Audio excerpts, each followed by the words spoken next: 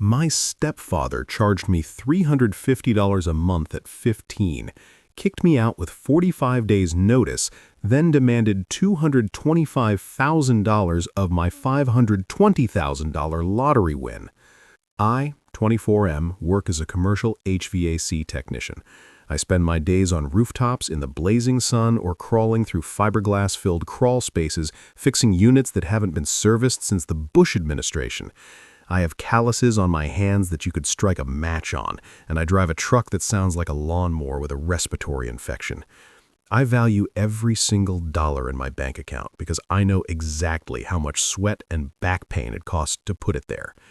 My stepfather, let's call him the landlord, never understood that concept. To him, money was something you manipulated out of people, a tool for control rather than a result of labor. When I was 14, my father passed away from a sudden heart attack. My mother, who was the type of person that cannot function without a partner to tell her what to do, married the landlord 6 months later. He moved into our house, the house my dad paid off before he died, and immediately established his dominance. He was a consultant, which, as far as I could tell, meant he sat in his underwear watching daytime TV and gambling online. On my 15th birthday, I didn't get a cake. I got a lease agreement. The landlord sat me down at the kitchen table. He had a printed document, single-spaced. "You are becoming a man," he said, lighting a cigarette inside the house, which my dad never allowed.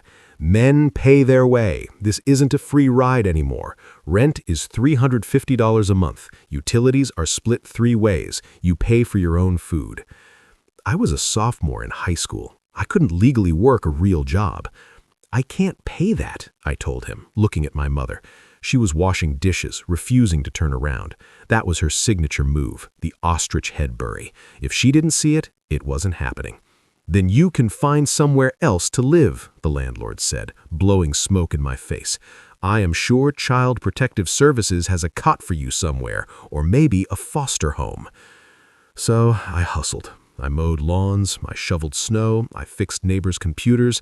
I got a worker's permit at 16 and started flipping burgers until 11 p.m. on school nights. My grades tanked, but I made rent. Every first of the month, I handed him $350 cash. He never said thank you. He just added it to his wad and went to the casino. The day I turned 18, I came home from school to find 3 garbage bags on the front porch. "Happy birthday," the landlord said, leaning against the doorframe with a smug grin. "Lease is up. I'm choosing not to renew. You got 45 days notice because I'm generous, but honestly, I want the room for an office." My mother cried standing behind him, but she didn't stop him. She handed me a $50 bill while he wasn't looking and whispered, "I am sorry, he's just particular." Particular, that's one word for it. I spent those 45 days sleeping in my hatchback while I saved for a deposit on a studio apartment. I showered at the gym, I ate ramen dry because I couldn't afford water bottles and didn't have a pot. I clawed my way up from nothing. I went to trade school, got certified, and built a life. I went low contact. I saw them maybe once a year at Christmas, where the landlord would brag about his investments and criticize my blue-collar grunt work. Then, 3 months ago, the universe decided to balance the scales. I bought a scratch-off ticket at a gas station along with a Red Bull. I scratched it in the truck. I stared at it for 10 minutes. I scanned it on the app. I scanned it again. Top prize, $750,000.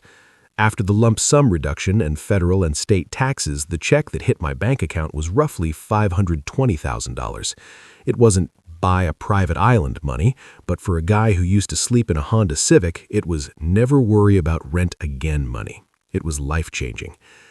I tried to keep it quiet, I really did, but I live in a small town and the State Lottery Commission publishes the names of winners unless you have a trust set up, which I didn't do fast enough because I was in shock.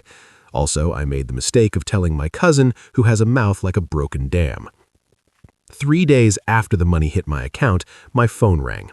It was Mother. "We saw the news," she squealed. "Oh, honey, I'm so proud of you. We knew you were destined for great things." "Thanks, Ma," I said, wary. I hadn't heard from them in 8 months. "We need to celebrate. Come over for dinner. Stepfather is making his famous ribs." I should have said no. But a part of me, the damaged part that still wanted their approval, or maybe just wanted to rub it in their faces, wanted to pull up in my truck and show them that I didn't need them. I arrived at the house. The driveway was cracked, the lawn was overgrown. Inside, the landlord was actually smiling. He shook my hand. He poured me a beer. It felt wrong, like a trap in a horror movie where the villagers are too nice before they sacrifice you.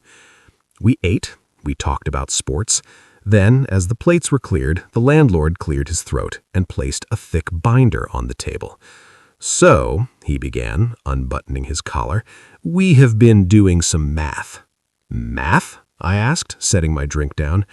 "You have come into a significant windfall," he said, opening the binder. It was full of spreadsheets. "And we are happy for you, but it is time to settle the family ledger."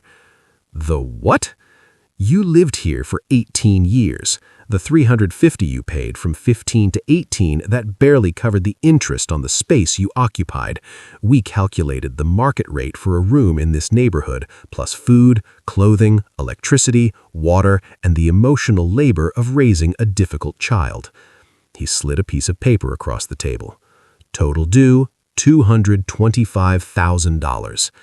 I stared at the number. Then I stared at him. Then I looked at my mother.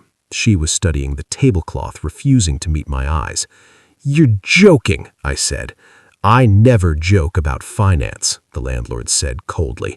"We carried you. We supported you. Now that you have the means, it is your moral and legal obligation to reimburse the estate." "I paid you rent," I said, my voice rising. "I paid you $350 a month since I was a child. You kicked me out the day I turned 18. I don't owe you a dime." "That was token rent," he shouted, slamming his hand on the table. "It didn't cover the mortgage. It didn't cover the stress. We have debts, boy. We have needs. And you're sitting on $500,000 that you didn't earn. You got lucky. We did the work." "I'm not giving you $250,000, I said, standing up. "Then we'll sue," the landlord said, leaning back and crossing his arms. "I have already spoken to a lawyer. We can sue for unjust enrichment and retroactive support. We can freeze your assets. You won't spend a penny of that money until we get our share." I walked out. I drove home, shaking with rage. The next day, the harassment started. Texts from mother saying I was tearing the family apart and destroying stepfather's health. Voicemails from the landlord threatening to call my boss and tell him I was on drugs if I didn't pay. Then I got a letter. A certified letter from a strip mall lawyer. It was a demand for payment, threatening a lawsuit for breach of verbal contract regarding familial support. It was a shakedown. He was betting I'd pay $50K or $100K just to make it go away because I was young and scared of court. I went to a real lawyer, a shark named Mr. Henderson, who specialized in estate litigation. I showed him the letter and the spreadsheets. Henderson laughed for a solid minute. "This is garbage," he said, wiping his eyes. "Parents have a legal obligation to support their children until 18. He can't charge you back rent for existing." However, Henderson stopped laughing and looked at the spreadsheet closely. He listed the $350 payments here as partial payments. "Yeah? Did he ever declare that income?" Henderson asked. "Doubt it. He deals in cash." "And look at this." Henderson pointed to a line item in the landlord's budget labeled mortgage maintenance. "He is claiming he paid $1,800 a month on the mortgage. What is the address?" I gave it to him. Henderson typed for a minute, frowned, and then grinned. "Here is the interconnected plot twist you didn't see coming," Henderson said, turning the screen to me. "Your stepfather hasn't paid the mortgage in 9 months. The house is in pre-foreclosure. The bank has initiated proceedings." I sat back, stunned. "But he works. He wins at the casino, or so he says." "He loses at the casino," Henderson corrected. "He is drowning. That is why he needs $225,000. He needs to pay the arrears and the penalties to stop the auction. He isn't trying to teach you a lesson. He is trying to save his own skin." The entitlement made sense now. It wasn't just greed, it was desperation masked as authority. He was trying to use my lottery win to bail out his gambling addiction, and he was willing to sue his own stepson to do it. "What do we do?" I asked. "Do we wait for him to lose the house?" "We could," Henderson said, "or we can play a different game. He threatened to sue you, right? He's claiming you owe him money based on a contract?" "Yes." "Let's invite him to a deposition," Henderson said. "Let's put him under oath.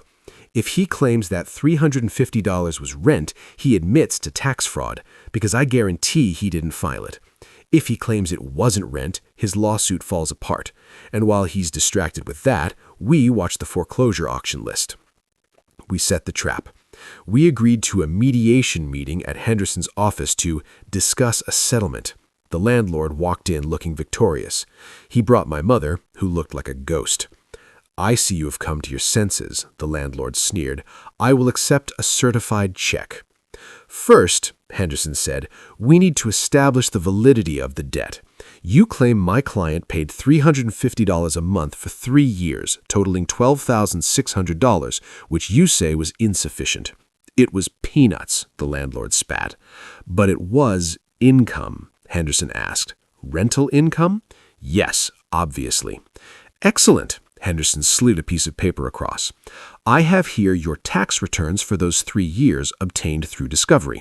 Line 17, rental real estate, is blank every year. So either you are lying now about the rent, or you committed federal tax perjury then. Which is it?" The landlord turned purple. That is a technicality. "It is a felony," Henderson said calmly, "and since you've just admitted to it on the record, we have a duty to report it if this proceeds. Also, we know about the gambling debts." The landlord stiffened. My mother looked up, shocked. "Gambling debts? You said the market was down."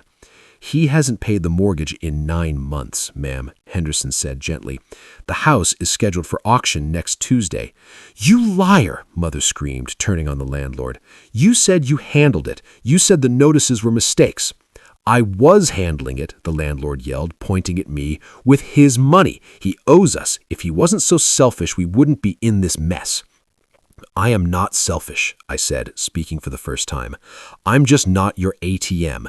The mediation is over. I'm not giving you a dime." We walked out. The landlord was screaming threats at my back, but he looked small, weak. But I wasn't done. The revenge had to be absolute. I couldn't just leave them to the bank. I needed to close the loop. The auction was public. Anyone with a cashier's check could bid. I spent the next week liquidating my savings and moving the lottery funds into a secure holding account. I had $520,000. The mortgage balance on the house was around $180,000, but the opening bid at auction was just the unpaid taxes and legal fees, about $15,000. Tuesday came. I stood on the courthouse steps. The landlord wasn't there. He was probably trying to find a loan shark or scrounging for scratch-offs to pay the arrears at the last second. The auctioneer read the address, my childhood home, the house my dad bought, the house where I was told I didn't belong. Opening bid, $15,000. $20,000, I said. A developer in a suit bid $25,000. $180,000, I said loudly. The developer looked at me, saw the look in my eyes, the look of a guy who isn't investing but executing a hit, and put his paddle down. Going once, going twice, sold. I bought the house. I paid off the entire mortgage note right there. Technically, in my state, the transfer happens quickly after a foreclosure sale. 2 days later, the title was transferred to my name. I drove over to the house. The landlord's car was in the driveway. I walked up the steps. I didn't knock. I used my key, the one I had kept since I was 18, which ironically still worked on the deadbolt even though the knob had been changed. I walked into the living room. The landlord was on the couch, watching racing. Mother was crying in the kitchen. "Who the hell?" The landlord jumped up. "Get out. I told you, you're not welcome here until you pay up." "Actually," I said, pulling the deed out of my jacket pocket, "you're trespassing." "What?" "I bought the house," I said, "at the auction this morning. You didn't pay the mortgage. The bank sold it. I bought it." He turned pale. He looked at the paper. He looked at me. The arrogance drained out of him, replaced by a pathetic, shivering fear. You can't do this. We're family. Family? I laughed. It wasn't a happy laugh. You charged me rent at 15. You sued me. You tried to ruin my life to fund your gambling. Now get off my property. We have rights, he sputtered. Squatters' rights. Tenancy. I already talked to the sheriff, I said. Since you were the former owners and foreclosed upon, your rights are significantly diminished. But I'm a fair man. I'm going to follow the law. I pulled a piece of paper out of my pocket. I had typed it up on my laptop. This is a notice to vacate, I said, taping it to the living room wall. I'm giving you 45 days because I'm generous. The look on his face, the realization that I had used his exact words, his exact time frame, was worth every penny of the $180,000. You can't do this to your mother, he whimpered, hiding behind her. Mom, I said, looking at her, you can stay if you dump him. If you divorce him and kick him out, you can live here rent-free for the rest of your life. But he goes. She looked at the landlord. She looked at me. She looked at the house. For the first time in her life, she didn't bury her head in the sand. She saw the man who had gambled away her security and attacked her son. She saw the years of neglect. 45 days is too long, she whispered. She went to the bedroom and started packing a suitcase. Not for her, for him. The landlord was escorted out by deputies 3 hours later when he tried to smash a window in a tantrum. I filed a restraining order. I also forwarded the tax documents to the IRS via Form 3949A just to make sure his rental income history gets the audit it deserves. The IRS moves slow, but they don't stop. He is currently facing an audit that goes back 7 years. He's living in a motel, working odd jobs because his wages are garnished. I transferred the deed to the house into a trust for my mother with the stipulation that the landlord can never set foot on the premises. She is in therapy now. We are working on it. It's not perfect, but at least the parasite is gone. I still drive my beat-up truck. I still fix AC units. But now, when I go home, I sleep soundly, knowing that the only thing I owe anyone is common courtesy, and that is a currency the landlord is bankrupt in. If you enjoyed seeing a greedy stepdad get evicted by the kid he tried to extort, hit that subscribe button. It costs $0 a month, unlike my childhood bedroom.